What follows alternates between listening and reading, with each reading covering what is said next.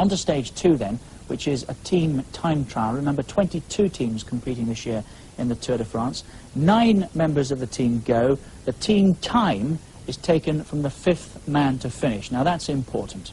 Okay, let's rejoin the action then. Our commentators, Paul Sherwin, who is the summariser, and of course, Phil Liggett. And this is the first team we see on the road, the Chateau d'Ax team. This is the lineup of the 9 riders. The top sprinter, Gianni Bugno, wearing 171. He's the man they'll be looking out for a stage win from during the flatter stages once we clear the streets of Luxembourg and move across towards France, especially at Francorchamps tomorrow, which might be his sort of finish. Well, I must say the motor racing circuit there may be flat for the motor cars, but it's pretty hilly for the bike riders. You can see the formation here, forming 2 diagonal lines, and it looks to me as though Ennio Vanotti at the back there is having a little bit of a problem catching the back wheel of the rider in front. Very, very much a team race, and that the team will instruct any riders who are feeling a bit weak to stay out of the way, sit at the back, and let the rest get on with the rhythm. You saw one of the riders there raise his hand and give the rider in second place at the moment a little bit of a shove. It looks a bit windy by the echelons, Paul. Well, you can see the riders are strung out across the road here, but they seem to be having a little bit of trouble, the Chateau d'Ax team here, because one of the riders there had let the gap go. That's why his teammate pushed him just to make sure they kept the line going. In the red jersey there, you can see Zanatti, who won the hotspot sprint this morning. That gives him the leader's jersey in the hotspot sprint competition. Well, this is the first team to go this afternoon, which means that they are the last team in the overall race classification of the 22 teams. The riders seeded from the slowest team to the best team. And by the way, you calculate your team standings on the first 4 riders in the race. By adding their times together, that gives you the team positions overall. 50 kilometers an hour on the clock, slightly more, 51. That's 32 miles an hour, this team going along, and this is the second team on the road, the Histor team, and there's Solon Lilholt in the green jersey sitting at the back of this group, and I would imagine his legs are aching quite a lot now in this big special time trial after that long breakaway of almost the whole race distance this morning. Well, Lilholt there, as you see, Phil, having a little bit of difficulty following the wheel through. He's obviously had a very hard ride this morning. He's wearing the green jersey there for the points, which is he's wearing. In fact, at the moment, the competition is being led by De Silva, and because he's second place in that competition, he's wearing it tonight. But you can see, as the riders are going through there is Lilholt at the back. Very difficult ride for him today, and probably his teammates won't be too worried about him missing the turns. Well, he's sitting on, collecting the tickets at the back, and letting the boys make the pace. But this looks a far more drilled line-up than the previous Chateau d'Ax team that we saw. They're 3 minutes apart on the road when they leave the start house. And there's a quick rundown of their team. Etienne de Wilde, 162, he's the team sprinter. Luc Russen is the opted team leader here. A reasonably strong team that does these days figure very highly in the one-day classics. But I wouldn't think that in their lineup they have a potential Tour de France overall winner. But then with the prizes of £800,000. Riding, Paul, the technical advance in all the machinery now are these streamlined low-profile bicycles. We call them the funny bikes, but you can tell us a bit more about them. Yeah, well, it varies from team to team where the size of the front wheel that they use. Some teams use a 24-inch and some a 26.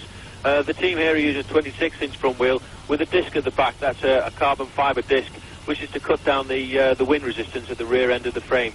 But it's very noticeable in some of the teams that are starting today that certain riders, because of the terrain today, some of them aren't actually using these low-profile bicycles because some of the descents are quite tricky, and it's really a personal choice as to whether the rider uses a low-profile bicycle or not when the circuit's tricky. The team of Stephen Roach, there he is, at 151. Still, despite all of his problems, the recognised solid leader of the Fagor team. And Stephen Roach now riding this Tour de France to see exactly what is in it for him. Situation at the moment at 24 kilometres. 5 teams have passed through there, including the Capi de Colombia team.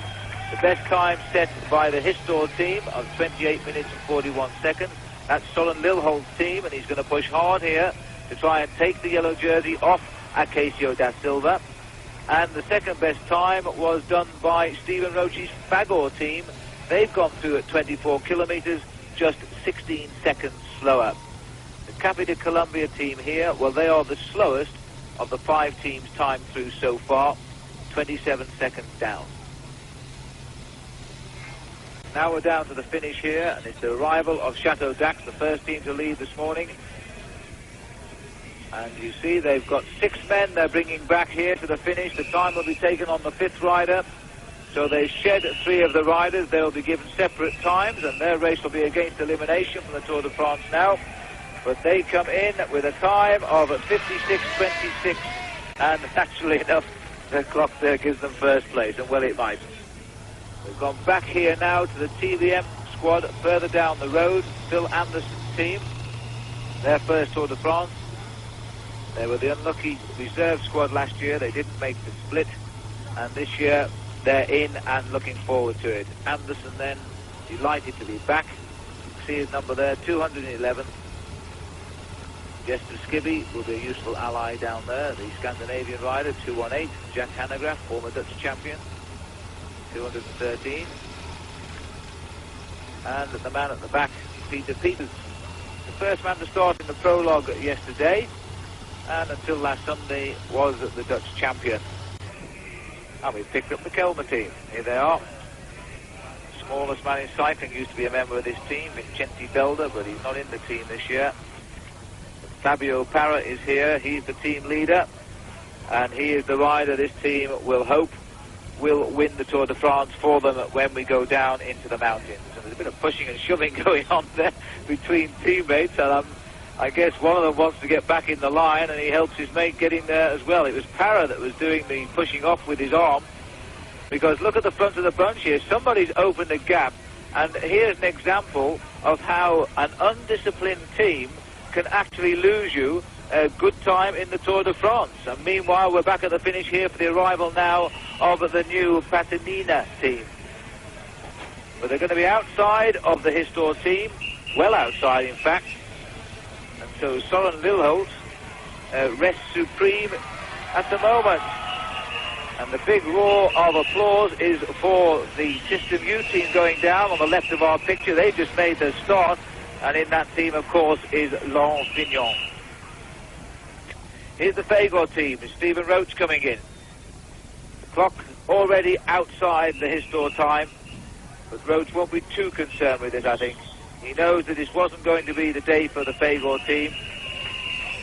And when he rode in the Tour de France to win this race a couple of years ago, he was in fact winning this team time trial. Second place though, for the time being at least. There's the view then of the overall leader of the Tour de France. A little tap for the rider in front, Acacio de Silva, now leading the Tour. And I think if all goes according to plan and they don't concede 4 minutes to the fast teams like the Super U's, the System U team still to finish, Acacio de Silva could be just doing enough today to lead this race out of Luxembourg tomorrow. They've nominated Urs Zimmermann, who finished third in the Tour de France 4 years ago, as their leader. Guido Bontempi, a prolific stage winner, and for my money was the fastest stage finisher in the world. But this year he's been very, very ill, and he's come back into the race, and in fact was left behind, and he finished in the tail group this morning over 5 minutes back. So it does look as though Guido Bontempi may not be seen too often in the big bunch sprints today, this year rather. Interesting to watch here if the yellow jersey is doing any work. He's just having a little bit of a rest there as he lets Bontempi go through and do his turn. Obviously, he's got a very strong team around him, Da Silva here, and he's just letting the team do as much as they can and probably resting a little bit, because it must have been very hard for those 3 riders out this morning, because it was a long stage for them, a lot harder than it was for the majority of the riders in the bunch, as he sits just here behind Perini, who's worked here also. Yeah, and this looks like the Reynolds team of Pedro Delgado. There he is. This is a rider whose Tour de France is starting from the very basic position this year, last 198th, and he's got to work his way up to the leaderboard now. It's an awful lot to ask. But he started this morning because he's no longer on the last position. A lot of riders this morning lost quite a few minutes. So Delgado is already on the way back, and his Reynolds team is challenging quite well today. and so he could well be back into at least the top half of the field by tonight. The TVM team coming in. Phil Anderson, and look at this time. This is going to be the best time because Anderson's bringing just 5 men to the line here. Just the required number. They shed all the rest, but the 5 TVM boys, I think, well inside. 55 minutes and counting. They're going to set the best time. There it is, 55.06. So Phil Anderson takes the overall lead, or rather his TVM team does, and that is going to help him enormously back up towards the top of the leaderboard. With Pedro Delgado, Perico, as he's called in Segovia. He's suffering. Looks like he's suffering a little bit here, Phil. He did attack this morning on the stage towards the end to try and jump away from the end, but it looks as if he's suffering quite a lot here as he sat on the back of this group. It's amazing the Tour de France, it produces these stories all the time where you think it's a foregone conclusion. Look, Delgado's coming off the back of the group here a little bit just as I'm talking. The team look back to see where he is and they sit up and they'll wait for him. That's when they get the message, because this is quite amazing. Delgado, quite apparently, is in all sorts of trouble here. The back rider there, look, he's tapping the other rider, and they're waiting for Delgado to pull him back into the race. That's Julian Gorospe, and he's indicating to Delgado to move across and get tucked in nice and neat behind him. But Delgado is not taking that wheel cleanly at all. He is in big trouble here. The defending champion of the Tour de France. These are going to be the most forgettable opening 2 days of his whole professional cycling career. Gorospe looking over his shoulder and finding, even though he's slowing the rhythm, Delgado is slowing as well, and they're going over what is actually a slight rise. Now he'll roll back on. Meanwhile, the head of the group gets on with the pacemaking, but Delgado showing signs of being in all sorts of trouble. And I must say I find that quite surprising, Paul, because I really thought this morning he was looking sharp again. Well, I just don't know what to say, because it reminds me, looking at him here now, it reminds me of Laurent Fignon a couple of years ago when his team had to wait for him in a team time trial and he couldn't follow the wheel. It's really strange, and you can see as it rises, the Reynolds team here now, they're all bunching up. They're having to slow down to wait for Delgado, who is supposed to be the leader of this formation. There he is, suffering on the back there. Well, he's the first rider to wear number 1 by right in the Tour de France for 3 years, because it means he won the race a year ago, and of course when Greg LeMond and Stephen Roach won the race, they didn't do it. Now look at this, Delgado's blown up. His legs have gone, the team have also gone at the moment. Now the heads are turning. This is an amazing story, and it's ongoing for Pedro Delgado, the centre of the doping controversy a year ago, and now he's here. He arrives late for the start in the prologue. He makes a 2-minute 42-second late start. He finishes last of the lot. He's last in the Tour de France at the start of the day, and he is now in all sorts of trouble in the team time trial with the team of which he is the captain. But once you get into this situation, Paul, you're not allowed to get that second win. You can't get the chance to recover. Especially in a team time trial, there's no way you get you don't get your win back. You don't recuperate. It really is. He's going to be in a state of agony all the way to the finish now. And look at the disarray in the team there as they wait. He is their number 1 man. He's got number 1 on his jersey, and they've just got to wait for him. They've done a fantastic ride for the Reynolds team up to now in this team time trial, and here we've got them sitting up and waiting for them. We're going to have to nurse him to the finish. I really don't know what this announces to Pedro Delgado for the next few days. Well, Panasonic at kilometre 24, the team that used to rule the roost when they were the rally team, still the same manager in Peter Post. In team time trials, they were never beaten for years, and now they're coming back again. The top at 24 kilometres, having knocked the ADR back into second place. Peugeot boys. The boys in blue, Robert Miller back with the team with which he started his professional career back in 1980. They wore white jerseys with black checkers on them in those days. They were just simply Peugeot. Now the Z Peugeot, new sponsor, more money. These professional teams at this level of competition are now costing in the region of over £2 million a season to run competitively at the top level. TVM holding on to that number 1 slot.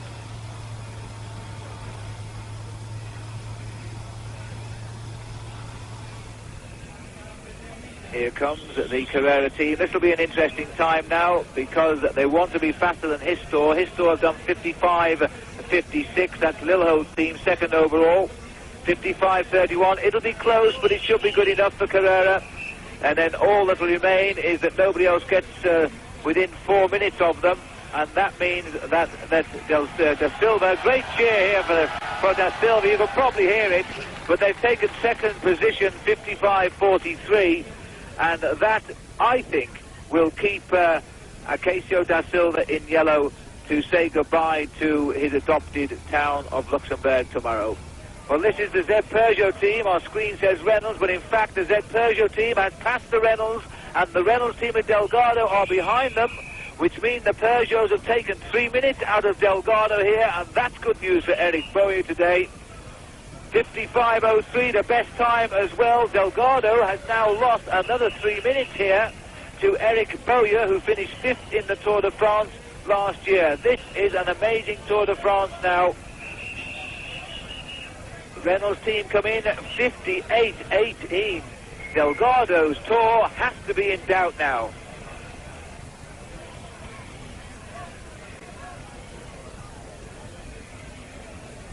Delgado at the head of this group of riders as he comes in. No, he's not.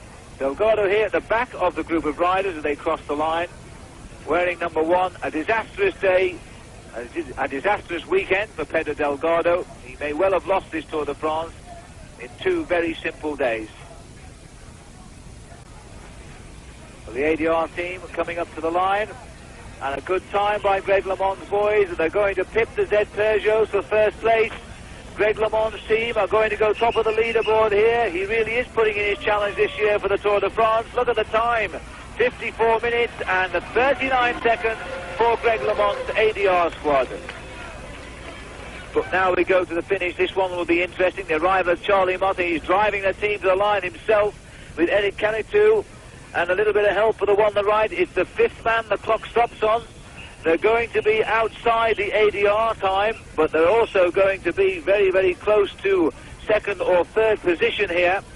And as the RMO boys hit the line with Charlie Motte, the key man, they get second place. 55 minutes and 2 seconds for Motte's team. And you won't get much better than that. He stays well in the picture with that ride. This is the finish now, is the arrival of Panasonic, and they look to me as though they're going to take ADR off the top of the list. The big return then of the Flying Dutchman Peter Post, who manages this team.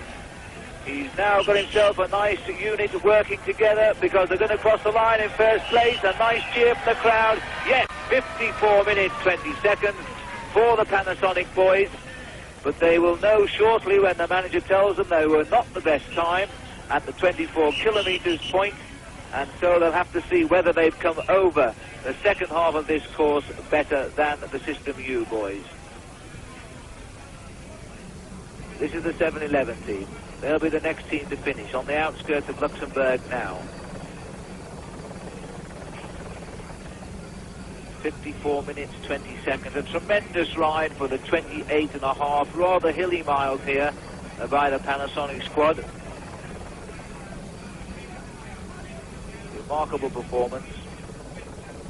Before the race started, everybody thought it would take certainly 1 hour to cover the course, and no team's been slower than Delgado's team. I have to say that, 58 minutes he did, and currently lying last of all the riders who finished. 17, here they are.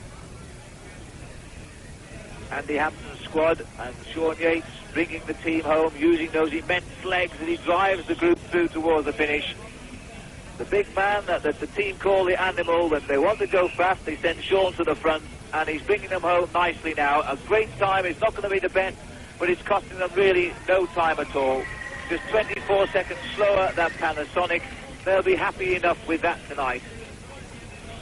The limping hero of this team undoubtedly is Gert-Jan Teunissen, number 18, because he crashed when he hit a metal barrier in the Tour of Switzerland, and he's riding this race, in fact, with his ribs still broken. This is the penultimate team to come in. The Super U's should be the only team that will challenge Panasonic, but we'll see what PDM have done over this last half and see if they pull back. Number 13 there, Rudy Garland, leading the line at the moment. And Turney doing more than his share of the work, Paul. That's rather good, really, because the man with the broken ribs is now in the lead. Well, he's a strong boy and he's got a good mentality, and I think if he can get through the first 3 or 4 days of this tour, he's got his own physiotherapist with him to look after him for these first 3 or 4 days. You could see him coming back into form later on in this stage race. I would agree with that. And this crowd is getting bigger now as we head up towards the Avenue de la Liberté. First the back view of the team, now the front view, and here they are. Stephen Rooks is bringing the team home, the winner of the King of the Mountains a year ago, the first Dutchman ever to win that title. They're already outside, though, of Panasonic. And so Panasonic only have to worry about the Super U's now with Laurent Fignon, and what a result it would be if Fignon can pull that off for the team. 54.38 PDM, the third place for them. They're just 1 second slower than the Super Confex team. And here are the last team on the road, the Super U's, led by Laurent Fignon. Fignon, the only man in the Tour, in the team here, who could win the Tour de France. And what a good job he's making of it so far. Fresh from his victory in the Tour of Italy, Laurent Fignon is now looking for a solid Tour de France for a change. The press at the moment have got a lot of nice things to say about Laurent Fignon. They've even forgiven him for throwing a bottle at them last year during the race when he was getting a little bit fed up with the close attention, because everybody knew sooner or later he was going to abandon the Tour, so they stayed with him until he did. And this year he's a different man. He's actually a very nice character indeed to talk to. Fignon wears 41. And we're not seeing him at the back. I guess he's driving this group at the front. Well, there's the time with 1 kilometre to go. Inside 2 minutes, Paul. Is it possible? It's very possible, Phil. It's going to be touch and go on the line, but with only 1 kilometre to go at the speed they're doing, they should do it in about 1 minute 10. I would think on the line, without any doubt, they've got a very good chance of getting inside the Panasonic time. There we go. They've got still more than a minute to go, so I think we're going to see Super U producing their first victory of this year's Tour de France. And further confirmation that Laurent Fignon is coming back to be a power in the Tour de France, as he was when he won this race in 1983 and 1984. But there's plenty of good news for Carrera as well, because this time will not be anywhere like good enough to take the yellow jersey away from Acacio da Silva today. So the man who won this morning will stay in yellow. But the team comes home, and look at this. They've gone faster and faster as this race has progressed. And Fignon now is coming home with Christophe Leven on the right in 53.47.48. The best time and the last team to finish. That's the way to end the stage of the Tour de France. Laurent Fignon is back. The French are going to love him all the more for it. And with a time like that, he surely is going to go from strength to strength now. And so Acacio da Silva of Portugal has well survived the team time trial section. And I bet he's a little bit surprised today when he pulls on that yellow jersey. The breakaway this morning, a fine adventure worked out, and he didn't have to do a great deal this afternoon to defend the lead he built up today. So he leaves Luxembourg, and his family live here as race leader of the Tour de France. So Da Silva in yellow then, but there's the outcome of the team time trial. A good disciplined performance by that Super U outfit. Second were Panasonic, and third the Super Confex. The overall classification: Da Silva, Lilolt, Fignon, Marie and Simon. And after the predictions by Paul Sherwin and myself that Pedro Delgado is going to win this Tour, I don't think, Richard, we'll say who's going to win today, but we expect a Belgian rider to try for the finish on the motor circuit of Francorchamps. Thank you, Phil. Those two not alone, of course, in putting a couple of bob on Pedro Delgado, but the latest odds, as we've heard, Laurent Fignon, the new favourite, at 9-4 with most bookies. Delgado now 4-1, Roche 9-2, Sevens Andy Hampston and Fabio Parra, 10-1 Broekink, who was in yellow after the opening day, and 12-1 Stephen Rooks, who was second, of course, last year. You can get 40-1 Sean Kelly and 50-1 on Robert Miller. A quick word about the route, which takes an anti-clockwise trip around France this year. 2,023 miles in total. It, of course, started in Luxembourg. It's the shortest tour for something like 84 years. That'll make it an anxious tour as well. A lot of riders will fancy their chances of some stage wins. We take the Pyrenees in first and then the Alps, but whichever order they come in, they're tough anyway. Quick look at the overall classification. Cássio da Silva is in yellow. He's the first Portuguese rider to lead the race. Second is Lilholt, third Fignon, 4 Thierry Marie, 5 Pascal Simon, and 6 Gerard Rouet. Today the race leaves Luxembourg, winding its way through into Belgium, 241 kilometres, 150 miles in total. It's another relatively flat stage, which should suit the sprinters, but as Phil has said already, nobody is making predictions anymore. There's no doubt about the champion of the weekend, though, here in Luxembourg. It's Cássio da Silva, the first Portuguese rider to wear the yellow jersey. But in his adopted city of Luxembourg, he now has the chance to read all the nice things the papers have to say about him. Leading two as a happy man, Laurent Fignon, now set for a good Tour de France, this side with his weekend in the city. But once it was out on the open road after 14 kilometres at Mersch, the first catch sprint won by Johnny Tarlon of the Panasonic team, and Tarlon was winning again at Tondel after 35 kilometres. Noticeable that Paul Sherwin saw Johnny Tarlon in deep discussion with his manager Peter Post this morning, and perhaps he decided to go for this series because he won again, third in a row at Noville after 115. At Bielsham, it was Ludo Peters who won there, with Jean-Marie Wampers in second place, the rider who won the Paris-Roubaix Classic earlier this year. Well, here's the field now, at last beginning to show signs like that. Was a glimpse of Sean Kelly, and the rider looking over his shoulder here is Gerrit Zolleveld from the Superconfex team. Kelly just passing through Vincent Barteau. The riders have found this course very, very tough, but as one would expect in the last 40 kilometres, now the attacks are coming furiously for the finish on the rotor racing circuit of Francorchamps. Everybody beginning to talk here about Sean Kelly. They say he is actually looking and riding very, very strongly indeed. Well, the finish here today on the circuit is absolutely a Kelly finish. Well, it definitely is, Phil. It's an uphill finish. It's a hard finish. Not really one for a sprinter, one for a hard, strong man, especially after the race that we've had today, because attacks have been going all the time. And there it looks like, I think Yogi Muller going away from Israel Alcala, actually.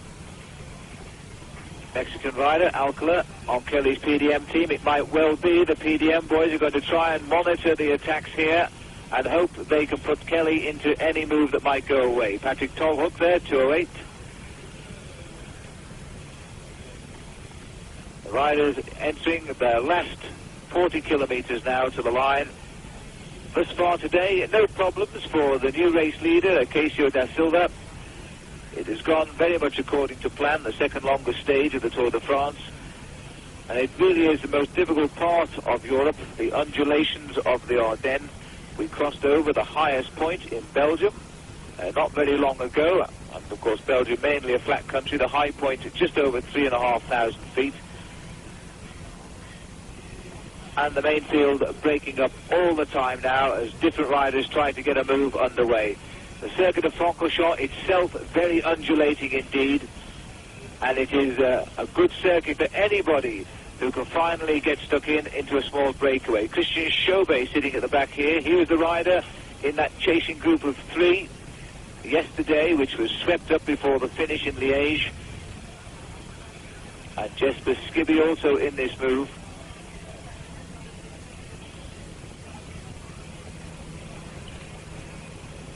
Down the group here, no signs of many of the Carrera team who should be marshalling any breakaway in protection of Da Silva.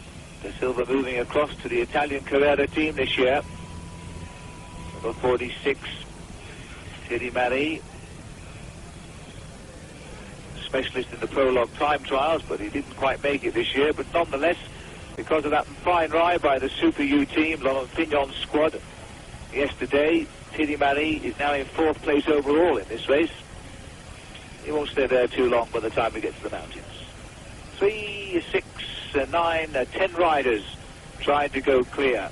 196 men started out this morning. 2 riders eliminated late last night after the computer worked out the delay in the team time trial. Johan Capio from the TVM team and Phil Anderson's squad, he's gone out, eliminated.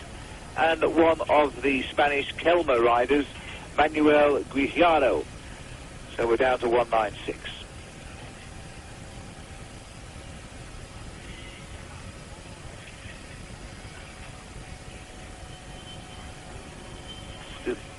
Still these 10 men. As you can see, the shadows here on the road. The sun has come out almost on cue as we crossed the border from Luxembourg into Belgium. A border now as part of centralising the European community. There isn't really a border at all now between Belgium and Luxembourg. It's interesting to note that you can spend your Belgian francs in Luxembourg, but they don't allow you to spend Luxembourg money in Belgium. So let's see if we can give you the basis of the composition of this group at the moment. Number 218 is Jesper Skibby. Marshall Gayon is here. He wears 182. 154 is Chauvet from the Fagor team. 169 is Von Slyke.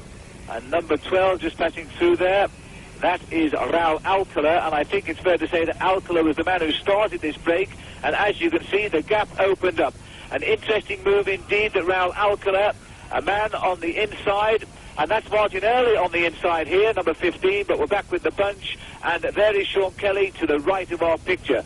So the PDM team slowing down the chase here. They've manufactured a lead for Raul Alcala, and I would think that nobody would have looked to Alcala to try and slip away at this stage of the race. The TVM riders also in the blue and yellow jerseys here blocking for their man in the breakaway. So the breakaway may well have started.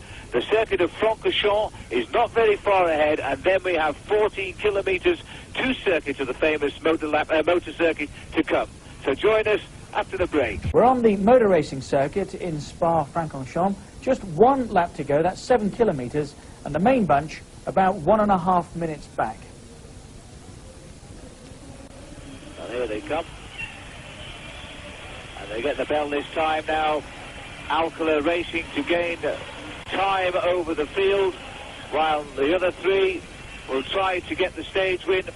And the Frenchman Thierry Marie, who's not helping at all in this breakaway, could still be the man in yellow tonight if the clock plays it that way when they cross the line. This is still the remnants of the original group here. This is Pensek. Pensek really has slipped up there, letting Madio jump away from them, because Pensek is one of the riders the Z Peugeot team would be looking to try and do a ride overall in this Tour de France, and it's a pity he's missed a move like that, and he shouldn't have done maybe a minute's inattention and let Madio slip through his fingers.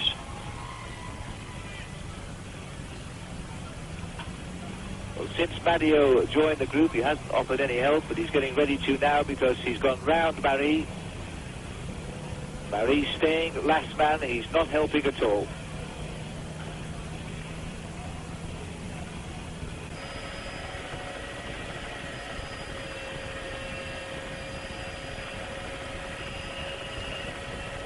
And now we're getting a lot more movement in the bunch. They're coming down the descent towards the line, so the gap is not impossible to close, although there'll have to be a really special effort to do something about this now. They sweep down at least 50 miles an hour as they then cut the corner tight and start the steady drag up towards the finish. 5 leaders with 5 different missions.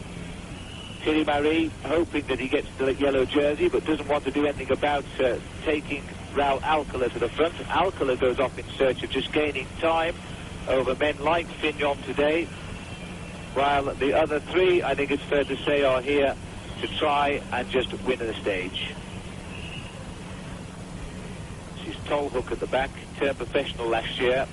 He never won a race, but his performances were excellent for a first-year professional. And obviously, Jan Raas spotted that. He's pulled him across into the Super Complex team, a team that wins a lot of races, and they use all of their riders to win races, not just one leader. They ride very cleverly, tactically, and this time Tolhoek will now feel it's his turn.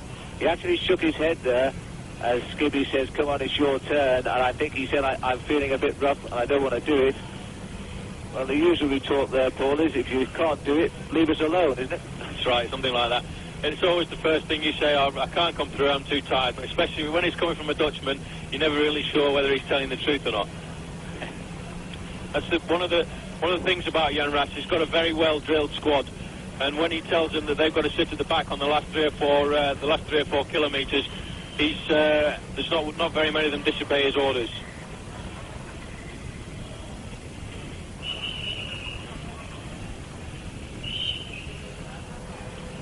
Madio, having done his turn at the front, goes behind Marie, and he'll try to coax Marie to go forward in this line and do some work. Alcala comes back, he's done his bit. Then comes Tolhoek. He's the rider doing their bit, keep the pace high just a little bit, and then drop off, jump into the slipstream of the man. There's Skibby, and you see Tolhoek has dropped and left the gap and made Skibby go into it. So he's not doing his full turns anymore. It might be he's tired, it might be he's just trying to hold something back for the sprint. It's a tough finish, it's not a pure sprinter's finish by any means. It's a finish, in fact, for Raul Alcala, but I think he's given away most of his energy trying to keep this breakaway clear. These riders now all looking at each other for little telltale signs to see if there's any weakness there. Skibby's done a lot in this breakaway as well. He's looking around all the time to check and make sure the others are going to come through. There you've got Thierry Marie on the front now. He's obviously decided that he wants to try and keep this breakaway away now that he's sure that the break's not going to be too dangerous for Laurent Fignon. Plenty of effort left in the face of Thierry Marie. He's not a man in trouble, that's for sure, even though he's not working so hard. This is Jester Skibby's second Tour de France. Very dangerous for the moment, this field, because they're all starting to look at each other, and I've heard that Van Slyke has now managed to jump away from those other two companions in the breakaway behind, and he's 20 seconds from these riders now. If he comes up to this group, it's very dangerous for them, because he'll be one of the best finishers here now. Big Van Slyke trying to cross the gap. If he does that, that could be the end, because he's a good finisher. Marc Madio on the right, looking across them, trying to urge them on a little bit. Everybody in this group is now sensing that this is the psychological point on the circuit, the long drag. The Grand Prix motorcyclists would have noticed this drag yesterday, but these riders with the legs will. Well, they're all twitching now, Phil. They're all waiting. Everybody's expecting on this last climb for one of the others to attack. They're all waiting for the first one to attack, to react, to make sure nobody gets away, and they'll leave it up to the sprint. But you can see Tolhoek at the back there. He's just teeing himself up. He's waiting, and I think it won't be very long before he has a little dig on this climb. Madio having to do more work, but constantly looking around to his left, to his right, to his left, to make sure nobody makes a jump. Skibby tests the water. Madio takes his wheel, and Marie, you see, very quick into the third place. He's not tired by any means. He's waiting and watching. Alcala goes, that's the place he has to go, and he has the legs by the look of it now. Marie has hesitated, and it's been left, in fact, to Skibby to go after him. Well, Alcala started the original breakaway of 9. He forced the sprint to put these men in the lead, and now he's trying to go for what will certainly be an excellent win at this stage of the Tour de France for the Mexican. Well, everybody expected a Belgian rider or a Dutchman to win a stage, but certainly no one will have marked down for a Mexican winner today. So Raul Alcala makes his move, but the reaction is coming quite quickly from the other four. It looked there as if it was Thierry Marie who came to the front and tried to chase him there. And that motorbike is placed very, very badly, Phil, because it acts as a carrot to the chasing riders. And I don't think really he should be there. He should be on the other side of the road away from the race, because he's actually falsifying the race a little bit. So the gap is opening. This is the moment of hesitation. If you wait more than a minute, then the chances are you will never cross this gap. Looks like Thierry Marie there trying to respond. He's the one who's used the least energy up in this break, and he's the one going away around the corner there, trying to bridge the gap up to Raul Alcala. But Alcala really has flown away here.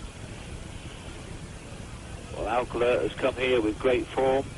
It was evident in the Tour of Switzerland when he was setting the pace for the PDM team on the mountains, and yet not actually trying to race to victory. They were using the race as a training race, so he has the form. And look at this now. Now they really are hesitating, Phil. This is what it's got to be good for Alcala. It's really down to Thierry Marie. He's the one who's been sat at the back of this break for the most time, and I think the other two are making him pay for his efforts, because you notice Skibby and Carlo from the Super Convex team, they weren't going to help Skibby now. They weren't going to help Thierry Marie, sorry, after what he'd been doing to them earlier on in the race. Under the kilometre kite, and Raul Alcala is going to take this one for Mexico unless they make a very fast decision. It's a long run down and then a short uphill dash, and the uphill bit will certainly suit Raul Alcala. This has been a great ride by the PDM team. They've worked this out today.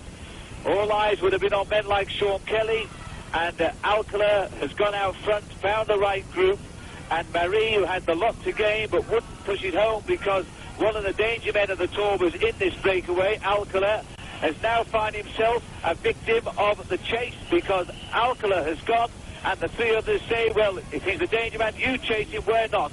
He's losing time now. This will be the first ever win by a Mexican, because I'm certain that Alcala has never won a stage before, and he's going to take it up the line. It's 6.5 hours, a long day today, but the chase is now after him. Too late. Raul Alcala, the first Mexican winner of this surprising Tour de France. Alcala crosses the line, Skibby gets second, Toluc was third, he wasn't so tired, was he? Marie was fourth, and Madio was fifth. And now the clock, this is Rick van Slyke coming into view. But of course, it's the clock now that will decide whether Thierry Marie will take the leader's yellow jersey. And I'm not too sure how far behind. It was a matter of 3 or 4 seconds at the most behind the winner for Marie. So about 2 minutes 45 is what will be required. There's nothing like that. They're right on from the field now. So the day has been saved for Acasio da Silva, the Portuguese rider. Should manage now to pull on the leader's jersey again, as it's a great sprint enacted here right on the line. And the rider who took that sprint, as a very tight one it was too, is Frederic Vichot. Rather determined sprint there by Frederic Vichot. But no sign of Kelly in the sprint. He'll be happy though with the news that his teammate Raul Alcala has brought the goods home today. So a great victory for the Mexican Raul Alcala. He really worked hard for that and deserved the win. He was the best rider in the break. He initiated the move and the split, and then proved his strength by going clear at the end. Yeah, I feel very happy now, because in my life is my first time winning stage, but I feel good for the moment. And when did you think that you were going to stay away to win? Yeah, in the last 5 kilometers, you know, when the group don't come behind, I saw that I think I can win this stage. It's the moment. And then I attack in the last 2 kilometers, 3 kilometers. And what did you think of Thierry Marie? Because a lot of the riders were a bit worried about him sitting in the wheel. Yeah, he's staying in the wheel, but I think he's staying in the wheel because you don't have more power in the legs. But I attack in the best moment, you know, because always waiting, and I attack right away. And that's the 1 to 6 today. Alcala, Jesper Skibby, Patrick Tolhoek of the Super Convex team, Thierry Marie, Mark Madio, and 6th, Rick van Slyke of the Histor outfit. Sean Kelly, incidentally, 8th, tucked away in the main bunch. The overall classification, Da Silva stays in yellow, but that might not be the case for very much longer. And the British rider might try to do it again today. He's certainly prepared well for it, because last night he went to the barber's, he visited his teammate, Jeff Pierce, who took a razor blade to his hair. Just look at this. Earlier today, my man Paul Schoen was up bright and early, left the hotel. He's already on the paved sections of the route to try and find some of the worst stones to show you just what they look like. Here's his report. Well, this is what the French call the Enfer du Nord, the hell of the north. And this is what it's all about, these cobblestones.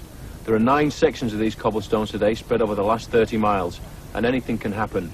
It's usually real pandemonium. You've got 200 riders fighting at the front to be the first 5, because you've got to ride at the front to see where you're going, because anything can happen. You can break a wheel, you can puncture or crash, and it could take you something like 2 minutes before you get any assistance from the team car. So that's why, when the Tour de France comes to the cobblestone sections, we always get a historic day's racing. Thank you, Paul. And it's been that sort of tour so far. Nobody able to predict what might happen. It looks as though we're in for much of the same again today. On to Vaskerhal then, and the dreaded cobbles. Phil mentioned Sean Yates. Just to expand on that a little, you'll remember Sean, I'm sure, winning the individual time trial into Vaskerhal last year. And like Herrera's win, meant a good deal to Sean. Also looks good on the CV. The overall classification, despite Alcala's win yesterday, Portugal's Acacio da Silva is still in yellow. Then it's Lilholt, Marie, Fignon, Pascal Simon, and 6th Alcala. Sean Kelly, his PDM teammate, is 14th, and you'll see him chasing the green points jersey today as well.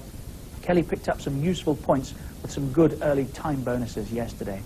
The stage, it's 250 kilometres, 153 miles, across the Belgian border and on into France. It's a long day, and a really tough finish lies in wait. Well, as you join us now, the race is in full flight, and these are the 3 leaders. Barney Rees of the Super U team, Federico Echebe of the Spanish BH team, and Marshall Gaillon from the Toshiba team. It's going at the back here at the moment. And these 3 riders having broken away as the race came onto the cobbled sections of the course today, and what a race it's been, because the stage has averaged almost 25 miles an hour. That's bringing the riders to France almost half an hour ahead of schedule, and nobody expected that today. The field has split, but there is still a large group of riders. We'll catch up with that very, very shortly as we go back here now to the bunch on the pavé, and the red light flashing on the race director's car here, waiting for any possibilities that may occur here, because the roads are so narrow. This is where all the dangers are now for the Tour de France. As there's the first glimpse we have of the field, and you can see just how they are fragmenting. These are the 3 leaders now. We've got here at the back Marshall Gaillon. He's 110th in the Tour at the moment, over 5 3/4 minutes behind the leader, Acacio da Silva. But that won't matter now. We've got 2 more riders here trying to make progress as well, and here's the whole field right on them. Sean Kelly in the green jersey, you can see it, they're reflecting from way down below there. And Kelly is wearing the green jersey today, but it's not his yet. Soren Lilholt is the leader in that competition, but a good finish by Kelly today will put him in the lead in that competition. That's for sure. These are the roads that Kelly absolutely loves, and he's been riding at the front of this race from the minute the first cobbles were sighted. And there's a little wave there from Barney Rees asking the motorcyclists to get out of the way, because they need all of the road here, and you've driven the whole course, Paul. You actually lived in this area, so you know these roads so well. Well, it is. It's a very, very hard run in today, and Kelly will absolutely love it, because he loves this kind of Belgian racing. The races where, as we're talking now, Phil, it looks as if the gap must be coming down, because they've forwarded the neutral service car. The yellow car there from Mavic is the neutral service behind the breakaway group, and I would think it won't be very long now before we see the bunch coming back now. And here's the field, led by the TVN team. Attacks coming now furiously here from the Super Confex team, who are trying desperately to get into the chasing group.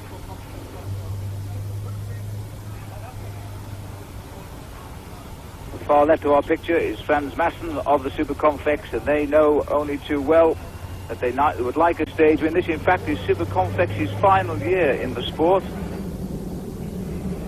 And you can see the peloton, a French name for this great big bunch of cyclists down below us now. There's still, Paul, a lot of riders that are coming back all the time after the bashing they've had on the early sections of bad cobbles. They're coming onto the back of the race all the time. It's not doing as much damage, it appears, as it might. Well, I thought it might have split the race up a lot more, because those were very, very hard stretches of cobbles. But the thing is that the way the riders race these cobbles in a stage race such as the Tour de France is very, very different to the way they will race them in Paris-Roubaix. When in Paris-Roubaix, you know there's no tomorrow. You give everything you've got, and it's not really a problem if you don't start again. But in the Tour de France, you know you've got to get up and do the same thing again the next day. And it looks to me as if the Super Confex team really are launching men into attack here.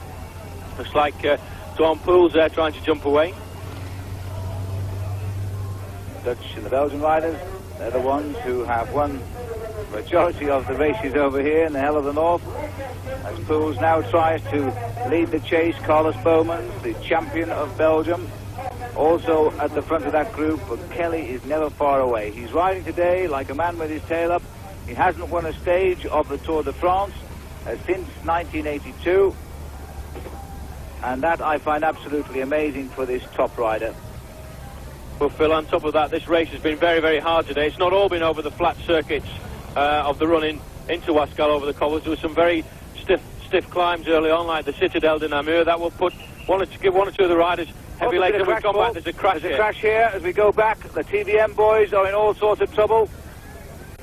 As TVM, and this rider here is Jan Siemens, who's gone into the ditch, and this is always the danger, because when the bunch is chasing, the men on the outside tend to get flicked off into the ditch.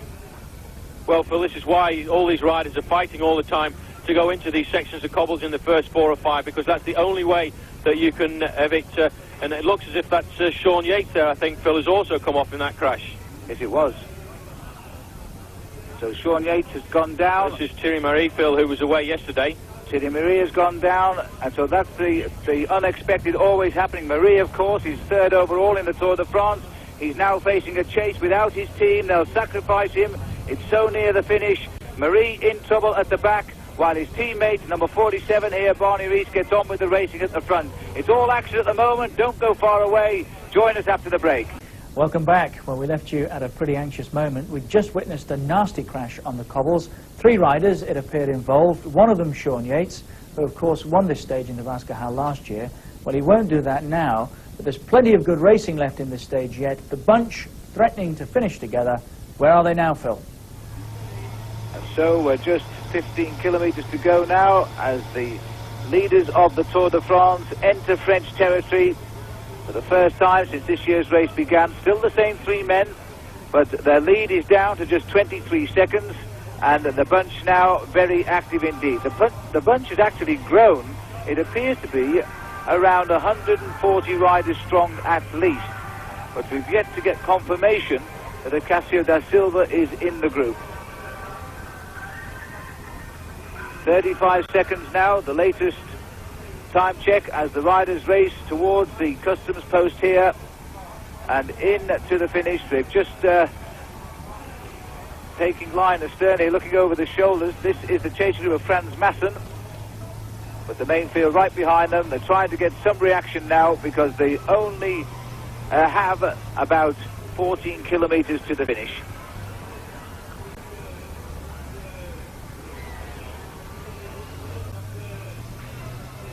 I don't think, Paul, that those 3 surely can survive a chase like this. Well, with these teams that are attacking at the back now, we've got some of the strongest teams here who aren't represented in the front, the Panasonic team and the Super Convex team. And now that we're back onto the flatter stages, the Super Convex won't want to let any stage wins get away from them, because they're the team, as in last year's Tour de France, who were there every time the stages were flat. They were there to take the stage victories. And as you can see, Franz Masson, although he's not in the same jersey as the rest of the team, he's in the Dutch National Champions team, he, as well as the other Super Convex riders, are attacking all the time. Franz Masson dropping back with the red top on his jersey there.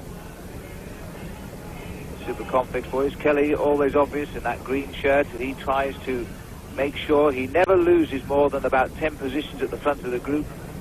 He keeps out of trouble. And there's an attack here, going very, very quickly. Marshal Gaillon.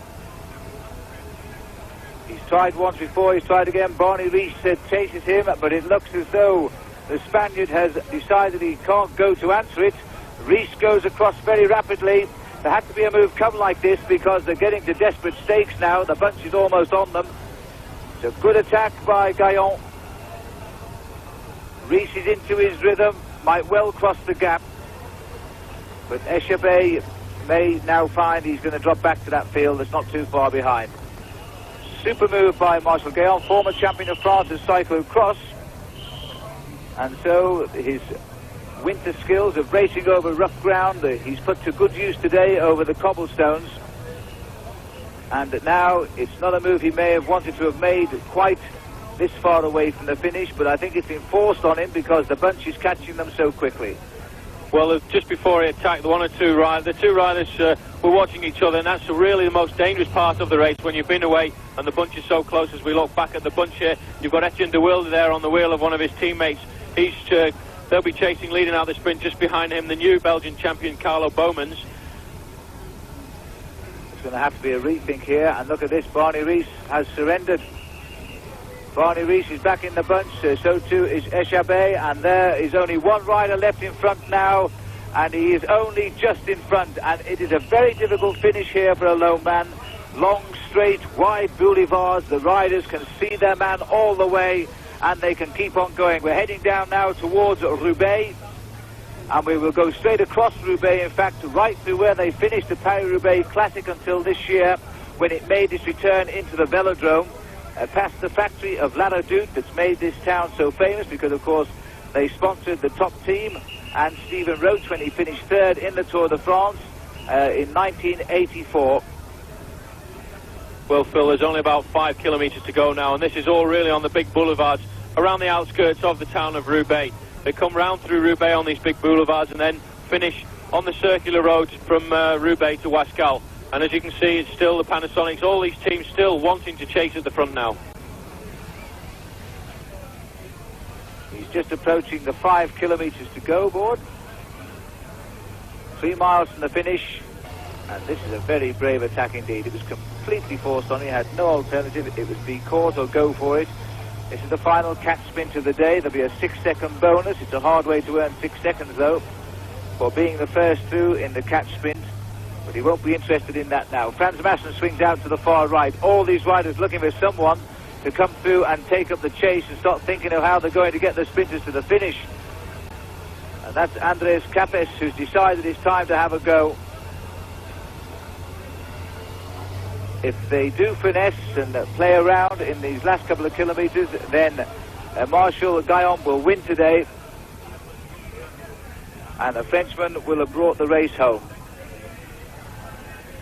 Well, Phil, there you can see in the same straight, there's Marcel Guyon, who's just gone through the catch sprint, and the bunch is only just behind him, so it's going to have to be an incredible ride by Guyon to stay away, and the way the bunch is going at the moment, I really can't see him staying right away. On him now, and they know it too, because the sprinters are coming up. I caught sight of Steve Bauer there, also fighting his way into the forefront of the bunch. This is Guyon as he goes through the finish of the old Paris-Roubaix on towards now the line. And this is going to be a most difficult chase. This is Solon Lilholt, the rider we saw away on the opening road race stage that forced that breakaway of 3 men. Finally finished second. Now trying again.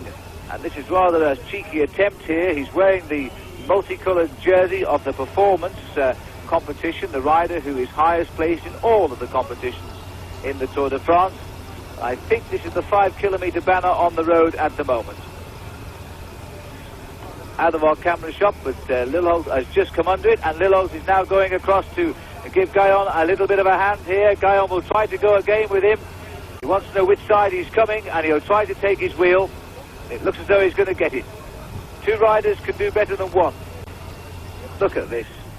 They're almost travelling at the same speed. And Guyon will have to surrender. So too will Solon Lilholt.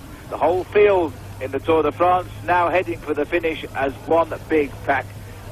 Now we can expect to see Eddie Plankett, Sean Kelly, Jean-Paul Van Poppel, Eric van der Aert, the top sprinters in the Tour de France at last get the opportunity to flex the muscle, but it's dangers like these, riders who refuse to give in to those men with high speed in the legs and go for it. This is the Histor team on the attack, and their sprinter Etienne de Wilde will be delighted if one of their men can finish it off for him. It looks like it's Herman Frison, a stage winner in the Tour de France. Last year, 2 years ago in fact, when we came out of West Berlin.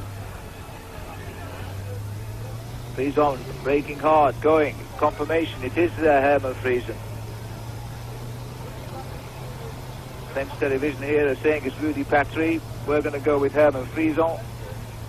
And we catch a glimpse of his number, and it's 1-0 to the English. So, good attack by Frison, Paul. Very cheeky attack, but of course he now knows that Etienne de Wilde and co will alter their tactics in the field. Well, this is a good move by him, because not only is he a good enough rider to stay away and win a stage, because he's won the 4 days of Dunkirk in the past, he's won a stage of the Tour de France, but it will take the effort off his own team, who'll be leading out the sprint for Etienne de Wilde. And obviously, it looks to me as if he's going to get caught, because we've got the lime green jerseys on the front here of the ADR team. They'll be pulling him back just to try and neutralise the situation as Frison zigzags across the road, sitting up. Well, this is Frank Hoster and his team, and Greg LeMond's team too, but the man they want to bring nice and fresh to the sprint will be Eddie Plankett, who won the green jersey for the first time last year. A member of one of Belgium's most famous cycling families, Eddie, Walter and Willy Plankett, also Tour de France riders in the years gone by. This has got all the feeling now that it's not going to be a big sprint for the line. Somebody might well keep this. Zollerveld is the rider on the left of our picture now. And it looks like Lilholtz. Great ride by Lilholtz, who's joined up. The rider on the far side looking over his shoulder. He's got back into a breakaway. There he is at the back now, just seconds after being caught. So he's really recovered very, very well indeed. And the yellow jersey of Acacio da Silva too, I believe, is now back in the field.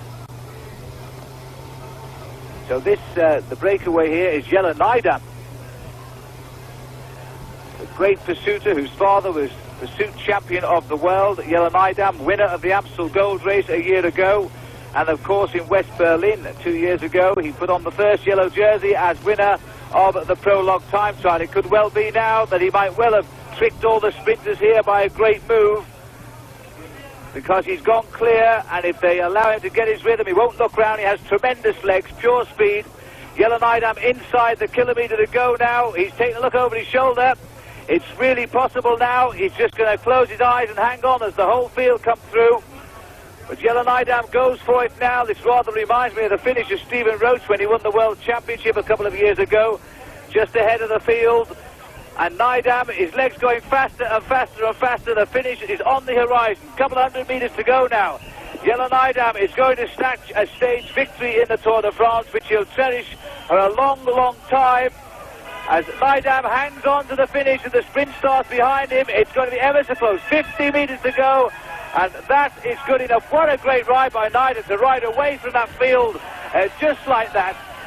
As the rider just coming over to lead the group across the line there. That was Jesper Skibby. So 2 days running now, Skibby has taken second place, and Nydam gets the victory. What a great ride by Nydam. It really is quite amazing to ride away from the bunch when it's travelling at that sort of speed. Calls for a very special man indeed. Nydam then, and that's the 1 to 6 today. Nydam from the Super Convex team. Jesper Skibby second again.